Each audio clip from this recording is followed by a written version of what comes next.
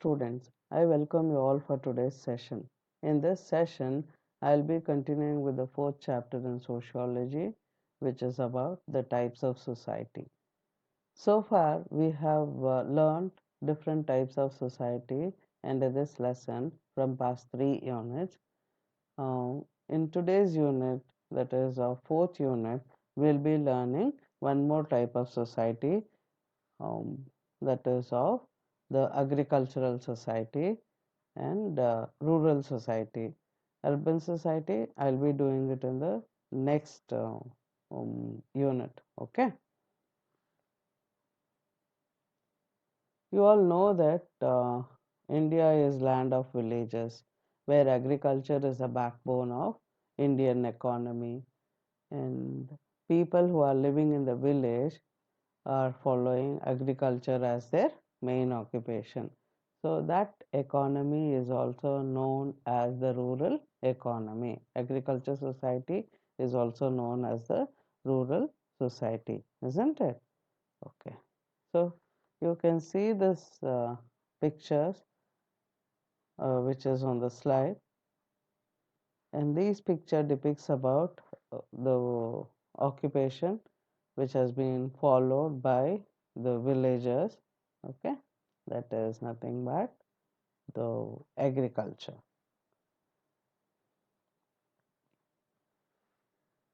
Agriculture society or rural society, as I told you earlier, that is one and the same only. These two are okay.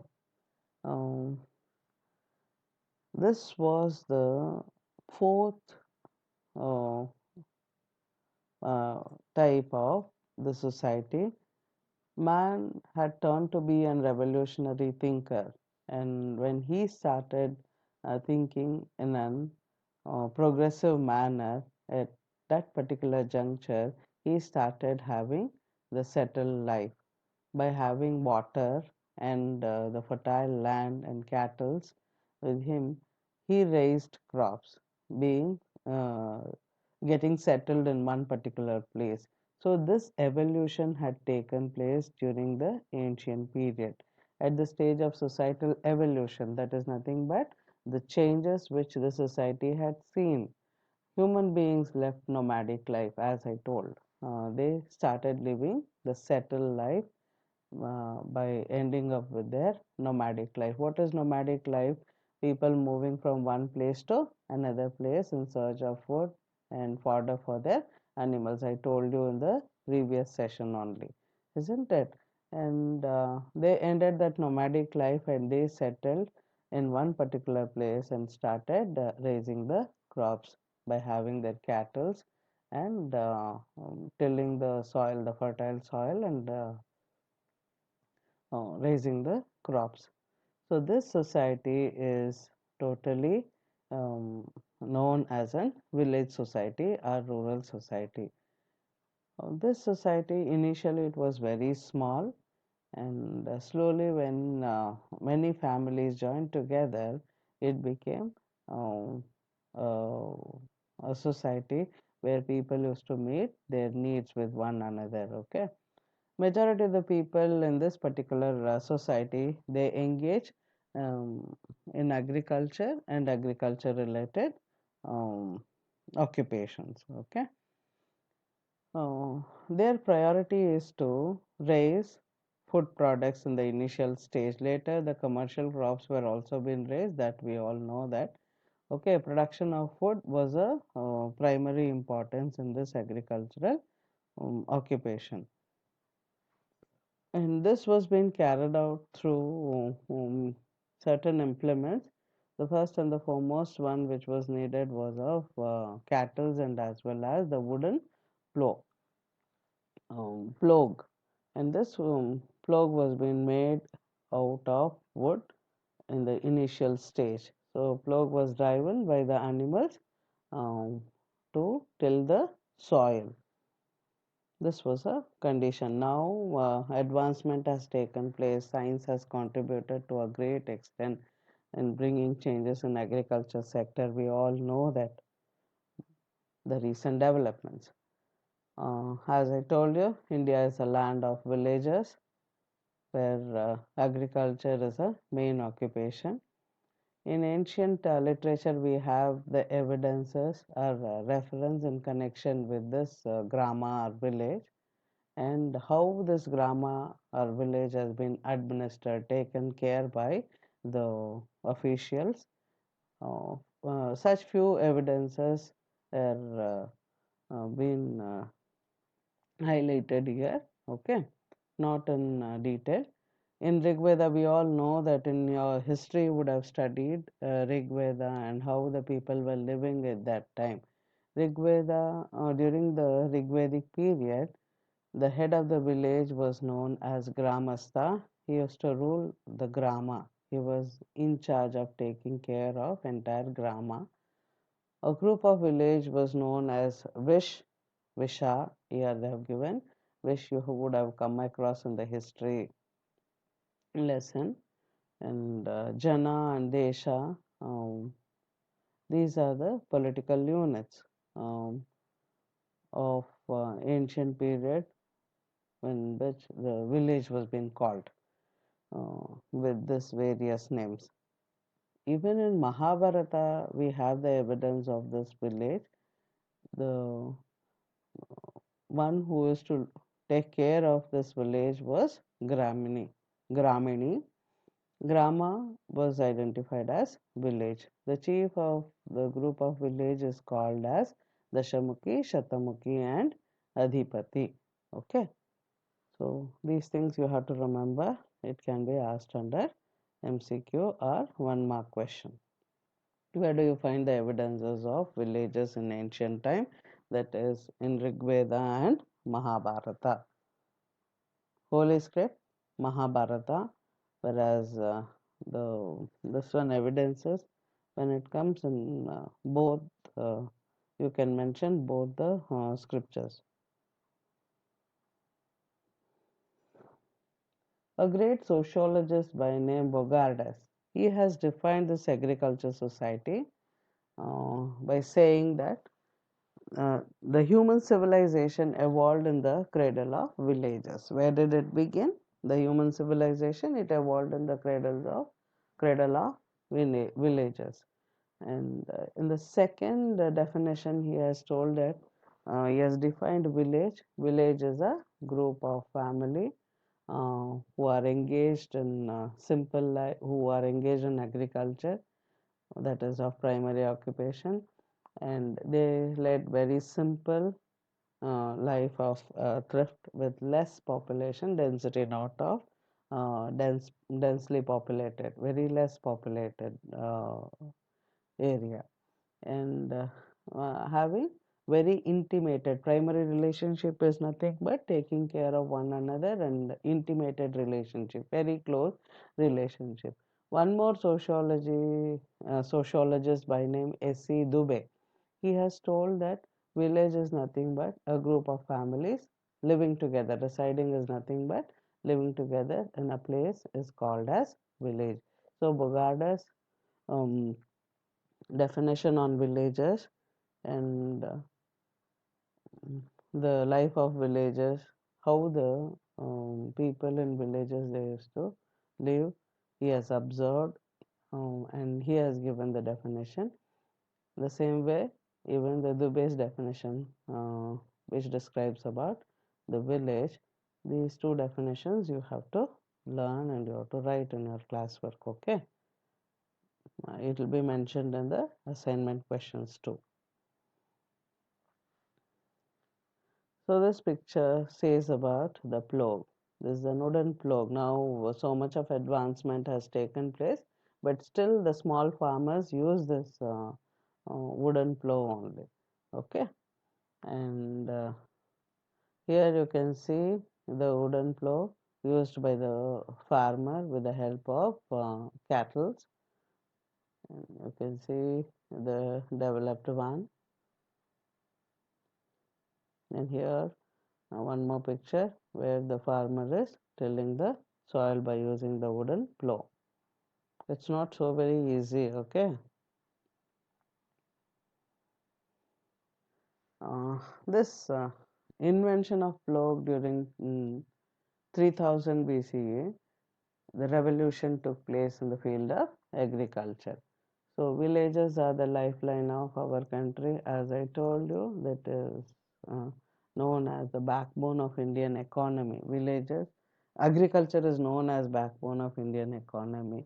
India lies in villages. Okay, because around 6 to 7 lakh villages are there in India. There are of 6 lakh villages in India, and they have retained the Indian culture and traditions intact. Even though the civilization has entered and it brought so many changes in the lifestyle of man, and where the urbanization had taken place, township has been raised, and city life gained its prominence as the centuries passed.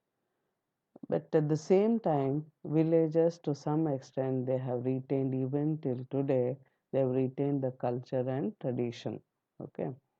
Around 67% of Indian population uh, is in village only. Majority of the people who are living in this rural area, rural means village area, in that 59% of men and 75% of women are totally engaged in agriculture. So, as I told you, 67% of India's population, they are engaged in agriculture sector. Their contribution is great uh, uh, in the field of Indian economy. So, you will be learning about this in your 10th standard geography too. Okay, and civics.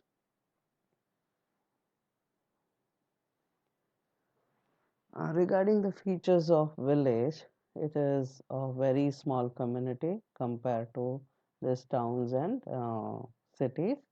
Okay, people are very close to one another. They are intimated. They take care of one another. Okay, where it is very small in size, and people are intimated. Very good neighborhood they have, social control they will be having. They'll meet many of their needs within the uh, rural society only. As I told you, it is very small in size. A great sociologist by name Max Weber, he has told that villages are small in number and have less density of population, and the majority of Indians they live in villages. He has noticed and he has given the statement that Uh, majority of the Indians they live in villages, as he has noticed. It is very small in size. We all know that with a less density of population. As I told you, few families will be there. In a big village, it will be of 500 to 1,000 families. But no matter when you compare with towns and cities, it will be less only. Influence of primary and family relationship, that will be their intimated relationship, as I told. No, see, rural society they have the primary relationship, where we can notice the friendship, love and care for one another. Kinship will be there, and family influence is very much in the among the family members. The joint family system, even now it is existing in rural area, and another major feature of this Indian rural society, that is of family, joint family system. In where we being in cosmopolitan city, it is the rare scene of this joint family system. But when we move to villages, there we can see this joint family system. But the changes what which has occurred in the recent time, even in villages also, this joint family system is disappearing to some extent. It, here and there we can see the existence of this joint family system. Comparatively, it is dropped, reduced. People in this village or rural society, They live very simple economic life. Their comfort zone is not that very much high comparatively. I'm telling again, earlier it was different around 4 to 5 decades, that is, or 40 years before or 50 years before. The lifestyle of villagers were different, but at present it is so advanced comparatively. Okay, but then too, when you compare with the city life, it is simple only, simple economic life, where Indian farming is totally based on nature. It depends on climatic conditions which exist. Rural life is simple and thrifty, difficult only. There is limited source of income, mm, not like how we are having in the cities, which is very low, and rural people led a life of simple and non-luxury, as I told. They retain our customs and traditions, they practice and they have social control over one another, and chances are less to go in the wrong direction, because the society itself will start controlling. Even the culture also they develop with by seeing the elderly members in the family, or by the traditions which have been continued in the village community from the ages. Their dependence on agriculture and tradition is the main reason for the low demands. They don't have very high demands, because whatever the sources which are available, whatever the things which are available within their community, they will try to manage with that. Okay. The neighborhood, it is a very intimated one. They take care of one another. It's not like how we are living in this city, and where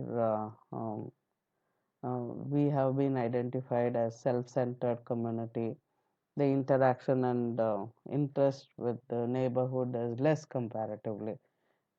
I am telling the fact which we have noticed in the community. Okay, even you would have been noticed in general, major not of everyone, they don't have this intimated good relationship in a city. It is in general, it has been described, that's it. It is another main feature of rural society, having good neighborhood, and it takes part in all the public celebrations they'll be having.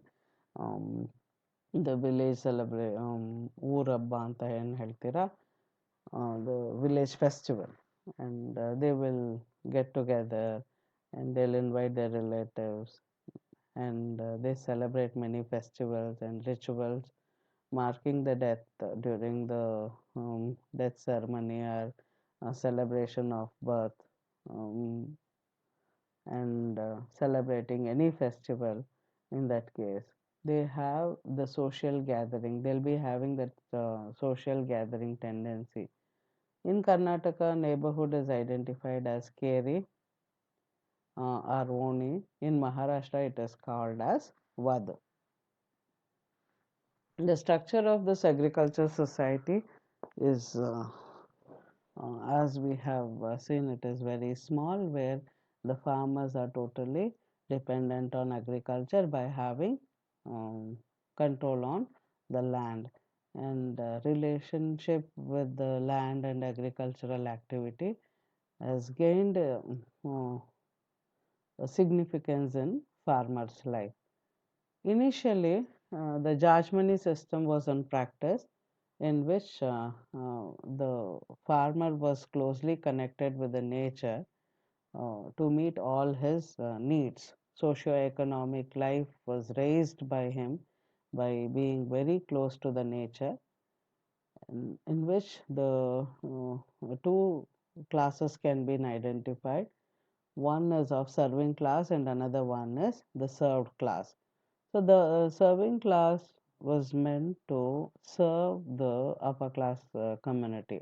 Okay, this served class used to provide the land, and that was being raised by that was being used by the serving class, uh, and they used to raise the crops for the served class. The serving class provides service related to the related to agriculture and agriculture related work. The, they used to receive provisions in return for their service. In caste system, one caste used to depend on another for their survival. Just imagine uh, that you cannot live without um, the basic needs. We all know that, isn't it? Food, shelter, and clothing. When it comes with this comfort zone, the requirements are different, and luxury again it is different. So we are interdependent to meet our needs. So one particular caste which is depending on agriculture to raise their life, the other community will be there. You take example of blacksmith, whose duty is to produce the agricultural implement. Okay, so agricultural implements are very much essential for the farmer to till the soil and to prepare the land, isn't it? For cutting off this crops and all, he needs the sickle and all. So all these are very much essential to run the show in the field. So there the interdependency will be there. So they are depending on one another to meet all their needs, and that develops the life of cooperation and dependency on one another. The zamindari system is the second system after this Jajmani system, little bit advancement which has taken place in the agriculture sector, where the landlords started owning the vast land. Zamindar is a Persian word which means the owner of the land, owner of the land. The system has its root during the Delhi Sultanate in the 14th century, and this word zamindar itself has indicated that head of the region. Region is nothing but the place or land. This title, owned by Rajasthan in different name like Rai, Rana in Rajasthan, Roy and Rana in Rajasthan. The land owners were being called as are being called as Roy and Rana in Rajasthan. Mm, This word got popularized during the reign of Mughal rule. Okay, Akbar was a uh, ruler of this Mughal dynasty. You all know that during Akbar's reign, any person who has hereditary right to have a share in the farmer's crop was called as zamindar. During his reign, Akbar's reign, zamindar was called a person who was having the hereditary right to have his share of crops. In 17th century, it became a popular and very prominent system in the country. Rayatwari system. Since this atrocity of the zamindars on the land uh, and moreover on the serving class had led to so much of social injustice. To reduce the social injustice, the new system was being introduced by the farmers, that is the uh, tax system. Okay, the British government undertook new ways of taxing farmers on uh, farmers of India to have control over the zamindars, because zamindars earlier who had control over the land, they used to exploit the farmers to have control over the zamindars, and to reduce the exploitation of farmers, British introduced the new tax policy, and that tax policy have been identified as Rayatwari system. Okay, in the which the farmer was being given land and taxes were being collected directly by the Britishers. Zamindar started harassing them to have control over the zamindars. They started this Rayatwari system in the year 1817. So this year is very important. When was Rayatwari system introduced? Who introduced Rayatwari system? Can be asked under blank. Mahalwari system. Uh, with the failure of Zamindari and Rayatwari system, the British thought of Mahalwari system, giving the priority to the rich community in the village, those who were living in mahals. The system is based on the yield of estate or mahals. Tax was being fixed on the owners of such mahals, and these people who were living in the mahals were also being asked to pay the taxes. A few among these mahal owners were also given the right to collect the taxes and to supervise the land land of their region. Uh, even this Mahalwari system also led to the failure when the uh, Rayatwari system, Zamindari system, and Mahalwari system failed. At that time, British introduced this tenancy system, that is, making the farmer as the owner of the land. Okay, the farmer who has secured the right to till the land is called as tenant. And what is tenancy system? Who is a tenant? One mark question. The farmer who has got the permission or right to till the land to raise the crop is known as a tenant. In this tenancy system, the two type of tenants we can identify. One is of permanent tenant and another one is of temporary tenant. Under this permanent tenancy system, where farmer used to own the land and he used to till the land and raise the crops, and some portion of his yield was being given to the owner, given to the uh, British government or to the zamindars under whom they used to work. But some portion of the land has been owned by this permanent tenant only. Okay. Whereas temporary tenants, he was not been allowed to own the land. He was totally under the control of the zamindars.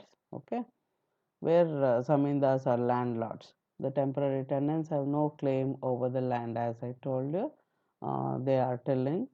They never used to have control over the land which they were tilling. They will be given for some certain period to take care of that land, and portion of their income should be given to the landlord. The landlords always had the right to have control over this temporary tenants, and they never used to allow the temporary tenants to own the land. And it is the duty of the temporary tenants to raise the crop and give it to the landlords. To prevent this exploitation, government brought Tenancy Prevention Act and to have control over the zamindars. This Tenancy Prevention Act at later stage has been called as land reforms. So maximum land which was being controlled by the zamindars, mahalwaris, and the landlords whom we call as zamindars, all those lands were being under the purview of British government, and it was being sealed. Maximum land ceiling limit is put under this act. So they started fixing that how much the zamindar should own the land. Okay, that's all for today's session. Thank you. And assignment questions will be given. The first unit assignment also I should give. It will be a very simple only. Go through the textbook and try to answer even the first assignment first session's assignment question too. Okay, and for this also I will give set of question and fill in the blanks. You have to write it in your classwork.